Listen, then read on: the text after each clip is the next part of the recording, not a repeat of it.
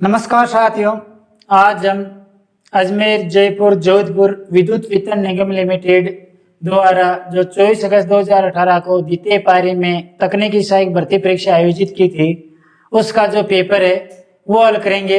इनमें कुछ प्रश्न पहले वीडियो में हमने हल किए हैं, शेष जो प्रश्न है वो हम हल करेंगे। तो आज का अपना प्रश्न है, ताप युग्म उपयोग करते हुए वोल्ट मीटर का मापन यानी किसका मापन करता है।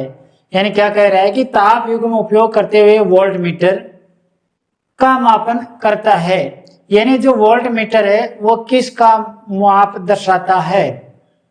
ताप युग्म उपयोग करते हुए यानी विद्युत धारा के उसमें प्रभाव पर, तो राइट आंसर क्या हो जाएगा, यानी जो विद्युत धारा का उसमें प्रभाव है वो एसी और डीसी पर समान रूप से काम करता है, और एसी की जो तुलना है वो डीसी से विद्युत धारा के उसमें प्रभाव पर ही करते हैं, और इसे हम आरएमएस मान कहते हैं। तो आरएमएस मान का मापन करता है, यानी जो तुलना करते हैं उसे हम जो आरएमएस मान प्राप्त होता है और इसे हम आरएमएस मान कहते हैं। तो ताप युग्म का उपयोग करते हुए वोल्ट मीटर आरएमएस मान का मापन करता है, यानी वोल्ट मीटर है वो आरएमएस मान का ही पठन करता है। तो राइट आंसर क्या हो गया, बी आरएमएस मान। अगला क्वेश्चन है, वोल्ट मीटर के अंशांकन के लिए का प्रयोग किया जाता है। यानी वोल्ट मीटर का जो स्केल है वो अंशांकित करने के लिए किसका प्रयोग किया जाता है, विभव मापी का, यानी वोल्ट मीटर का ही प्रयोग करके हम उसका अंशांकन करते हैं। तो राइट आंसर क्या हो गया, विभव मापी। अगला क्वेश्चन है, फ्यूजिंग कारक को किसके बीच अनुपात के रूप में परिभाषित किया जाता है। यानी फ्यूजिंग गुणांक क्या होता है। देखो फ्यूजिंग गुणांक क्या होता है कि किसी फ्यूज की न्यूनतम विद्युत धारा यानी न्यूनतम फ्यूजिंग विद्युत धारा और रेटेड विद्युत धारा का अनुपात फ्यूजिंग गुणांक कहलाता है। यानी न्यूनतम फ्यूजिंग धारा और रेटेड विद्युत धारा का अनुपात फ्यूजिंग गुणांक कहलाता है। अब ऑप्शन में देखो, ए ऑप्शन में क्या दे रखा, अधिकतम फ्यूजिंग विद्युत धारा और रेटेड वोल्टेज। अधिकतम फ्यूजिंग धारा और रेटेड वोल्टेज गलत है। अधिकतम फ्यूजिंग धारा और रेटेड विद्युत धारा, अधिकतम नहीं होता है न्यूनतम होता है, तो ये भी गलत है। न्यूनतम फ्यूजिंग विद्युत धारा और रेटेड विद्युत धारा ये सही है। न्यूनतम फ्यूजिंग विद्युत धारा और रेटेड वोल्टेज ये भी गलत हो गया। रेटेड वोल्टेज और न्यूनतम फ्यूजिंग धारा ये भी गलत है। तो राइट आंसर क्या हो गया, न्यूनतम फ्यूजिंग विद्युत धारा और रेटेड वोल्टेज का अनुपात, यानी सी ऑप्शन इसका सही होगा। तो इनका अनुपात फ्यूजिंग गुणांक या फ्यूजिंग कारक कहलाता है। तो राइट आंसर हो गया सी। अगला क्वेश्चन है, एक 0 से 100 वोल्ट वोल्ट मीटर में 100 मापक भाग है। यानी कोई वोल्ट मीटर है जिसका मान है 0 से 100 वोल्ट, और इस पर जो पैमाना बना हुआ है स्केल है वो भी 100 भागों में बटा हुआ है, यानी ये जो भाग है वो भी 100 भाग है। कह रहा है जिन्हें आधे भाग तक पढ़ा जाता है, यानी 0 से 100 वोल्ट का ही है और 100 भाग है इसके, तो एक भाग कितने वोल्ट का हो जाएगा, यानी एक भाग बराबर हो जाएगा 1 वोल्ट का। अब कह रहा है कि इसके आधे भाग, आधा भाग है तो क्या हो जाएगा, आधा भाग क्या दर्शाएगा 0.5 वोल्ट, यानी 1/2 वोल्ट भी कह सकते हैं, यानी आधा वोल्ट दर्शाएगा या 0.5 वोल्ट हम कह सकते हैं दर्शाएगा। तो राइट आंसर क्या हो जाएगा 0.5 वोल्ट, यानी ए ऑप्शन इसका सही होगा। अगला क्वेश्चन है, क्षेत्रीय हानि पर निर्भर करती है। यानी हिस्टैरिसीस लॉसेज किन किन कारकों पर निर्भर करता है। तो देखो हिस्टैरिसीस लॉसेज ज्ञात करने का सूत्र रूप क्या है, हिस्टैरिसीस लॉसेज बराबर होता है हिस्टैरिसीस नियतांक इनटू बीएम की power 1.6 into F into we.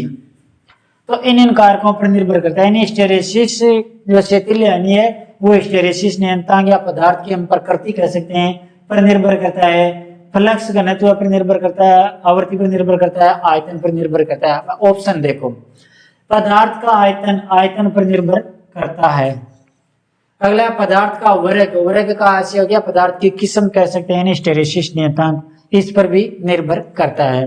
आवर्ती पर भी निर्भर करता है।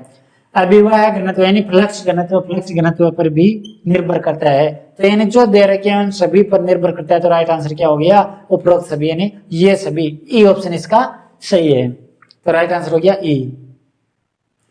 अगला क्वेश्चन है, यदि एक डीसी मशीन में कुंडलियों की संख्या 72 है, यानी कुल कॉइल कितनी है, कॉइलों की संख्या कह रहा है कि 72 है, तो कम्यूटेटर सेगमेंट दिग परिवर्तक या खंडित वाले दिग परिवर्तक कह सकते हैं, दिग परिवर्तकों की संख्या क्या होगी।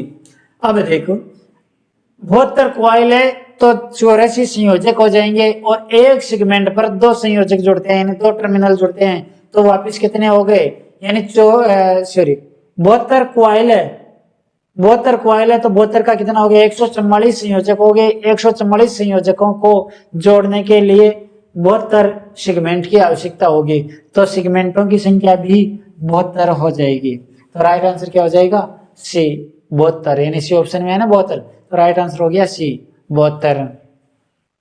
अगला क्वेश्चन है, डीसी मशीन में मुख्य अभिवाय यानी मुख्य फ्लक्स वितरण का आकार है, डीसी मशीन में फ्लक्स वितरण का आकार कैसा है। ऑप्शन देखो, त्रिकोण यानी त्रिभुजाकार नहीं, समलंबाकार सही है, सिंडलाकार नहीं, नुकीली प्रकृति वाला नहीं, परवलयी नहीं, तो डीसी मशीन में जो फ्लक्स का वितरण है वो समलंबाकार होता है, तो राइट आंसर हो गया बी समलंबाकार। अगला क्वेश्चन है, निम्न मोटरों में से किस में ऋणात्मक गति विनियमन होता है, यानी नेगेटिव वो जो गति रेगुलेशन एनआर, नेगेटिव गति रेगुलेशन किन में होता है। नेगेटिव गति रेगुलेशन किसे कहते हैं कि यदि ज्यादातर मोटर में क्या होता है कि भार बढ़ता है तो मोटर की गति घट जाती है, और डिफरेंशियल कंपाउंड मोटर के अंदर क्या होता है कि भार बढ़ने पर गति भी बढ़ती है। तो इसका एनआर यानी गति रेगुलेशन क्या होगा, एनआर बराबर क्या होता है कि नो लोड गति माइनस फुल लोड गति बटा फुल लोड गति इनटू 100। गति रेगुलेशन बराबर होता है शून्य भार गति माइनस पूर्ण भार गति बटा पूर्ण भार गति इनटू 100। अब देखो एक उदाहरण से ही हल कर लेते हैं। डिफरेंशियल कंपाउंड मोटर में होता है किस प्रकार से होता है, देखो कि डिफरेंशियल कंपाउंड मोटर की गति भार बढ़ने पर गति बढ़ती है। मान लो बिना भार गति मोटर की गति क्या है, नो लोड गति है, मान लो कि 1000 आरपीएम। अभी यदि भार का मान बढ़ेगा तो मोटर के डिफरेंशियल मोटर में क्या होगा कि जो ही भार का मान बढ़ेगा तो सीरीज फील्ड फ्लक्स का मान बढ़ेगा, फलस्वरूप परिणामी फ्लक्स घट जाएंगे और मोटर की गति बढ़ जाएगी।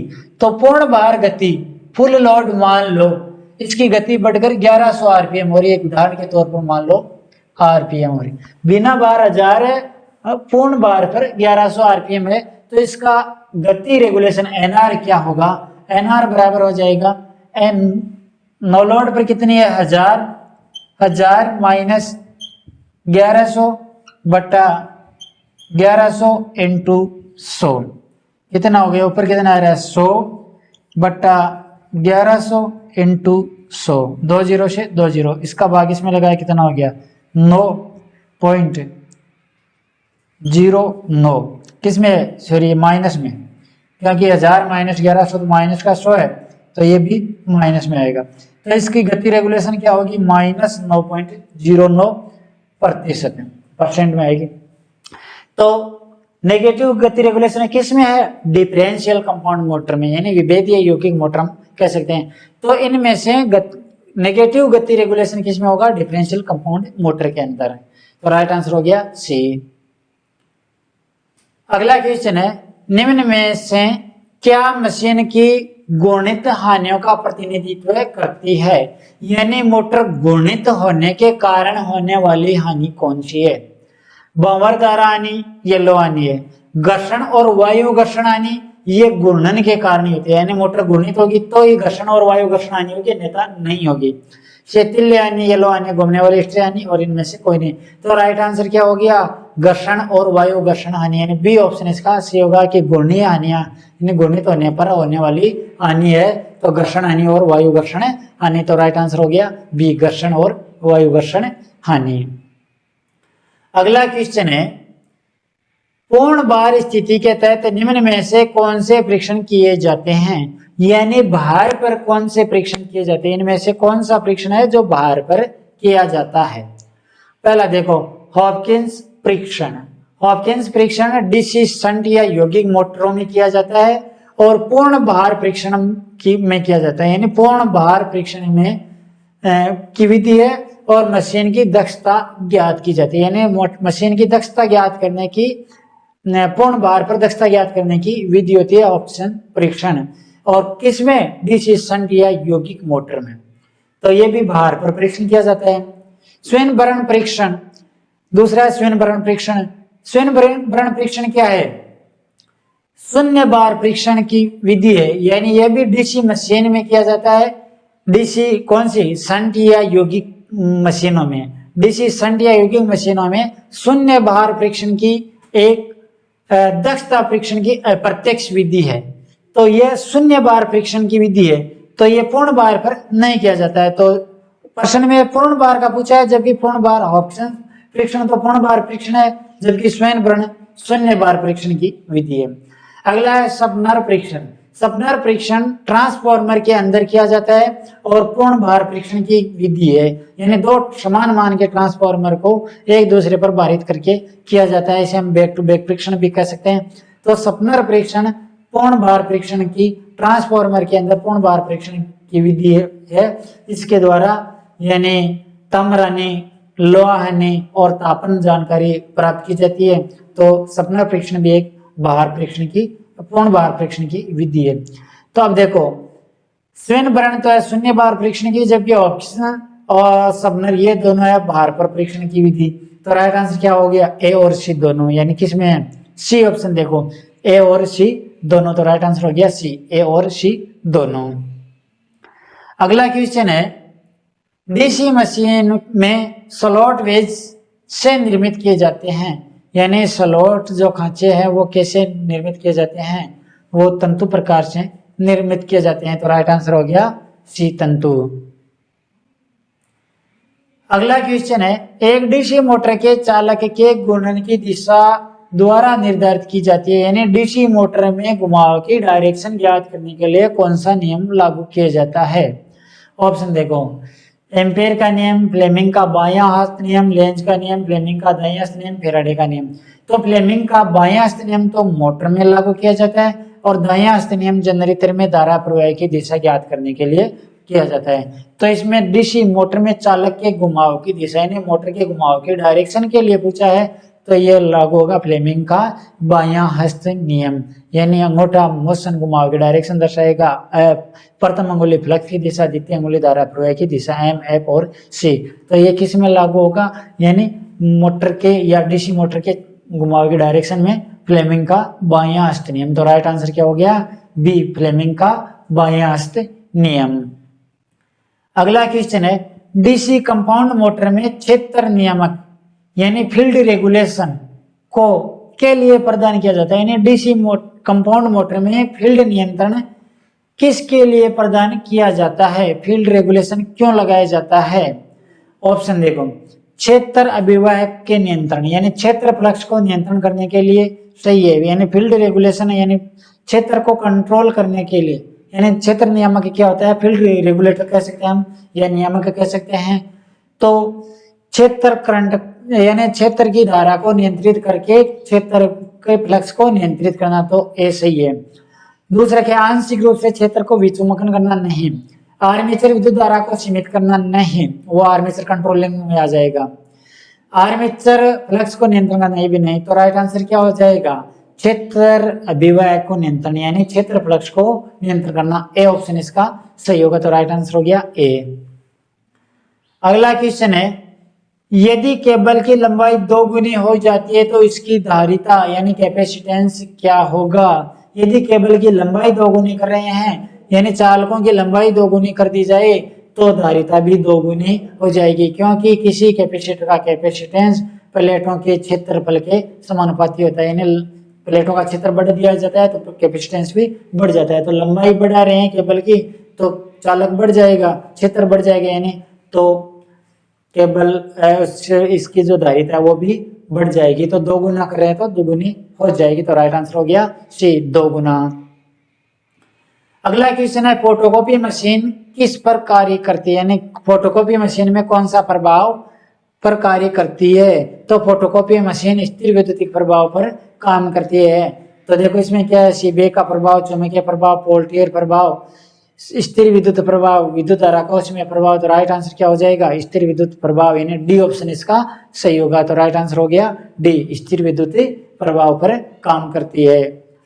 अगला क्वेश्चन है, जब समान प्रतिरोधक R के n प्रतिरोधक श्रेणी में संयोजित है तो प्रभावी प्रतिरोध क्या होगा। यानी क्या कह रहे हैं, जब समान मान के अनेक प्रतिरोध है और उनका प्रतिरोध है R, यानी एक प्रतिरोध का मान है R, तो एक प्रतिरोध का मान है R और प्रतिरोधकों की संख्या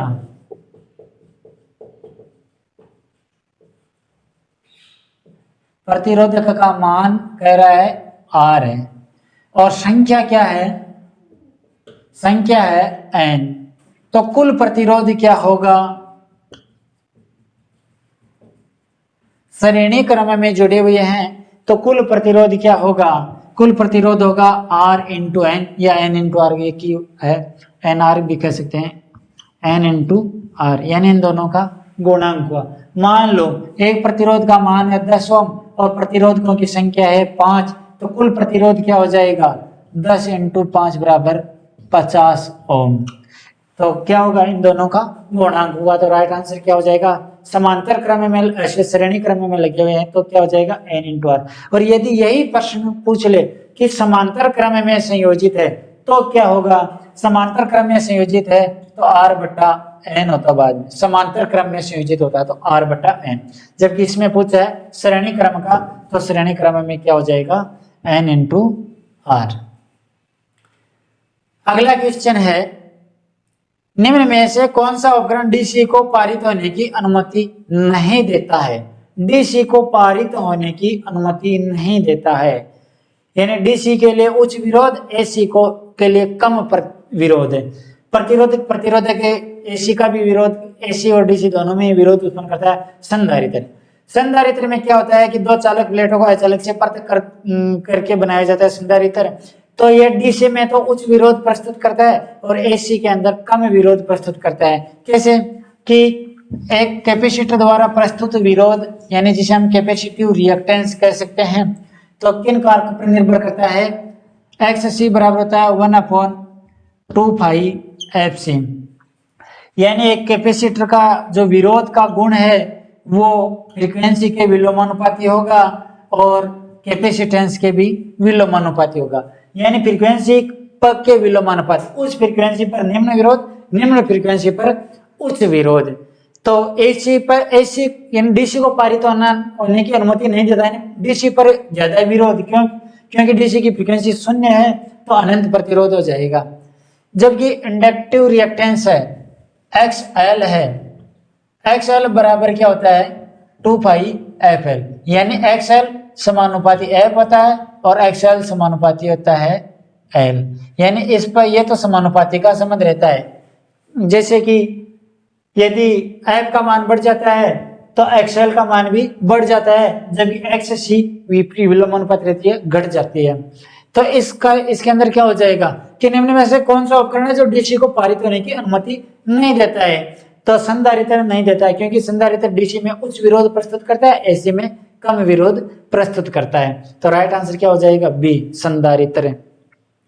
अगला क्वेश्चन है, एक जनरेटर का एसी जनरेटर का एक भाग जो कुंडली से बाह्य परिपथ तक विद्युत धारा का पारित करता हुआ है, यानी एसी जनरेटर का वह भाग जो कुंडली से बाह्य परिपथ तक विद्युत धारा को पारित करता है, यानी कुंडली से धारा स्लिप रिंग में आती है और स्लिप रिंग से ब्रश लेता है और ब्रश बाह्य पथ को देता है। तो यही कह रहा है कि बाह्य परिपथ तक धारा कौन देता है, तो ब्रश देता है। तो राइट आंसर क्या हो जाएगा ब्रश, यानी डी ऑप्शन इसका सही होगा। अगला क्वेश्चन है, एक एसी रिले में चेटर यानी शोर को के उपयोग द्वारा समाप्त किया जा सकता है, यानी एसी रिले के अंदर चेटरिंग होती है, यानी हमिंग की आवाज आती रहती है।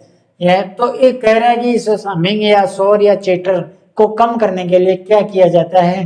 तो एसी रिले की जो कोर होती है, मान लो इस प्रकार की, जो ये मान लो कि ये कुंडलन है, ये जो इसकी कोर आर्मेचर है, तो यहाँ पर एक लघुपतित रिंग लगाई जाती है और जिसे हम कहते हैं शेडेड रिंग।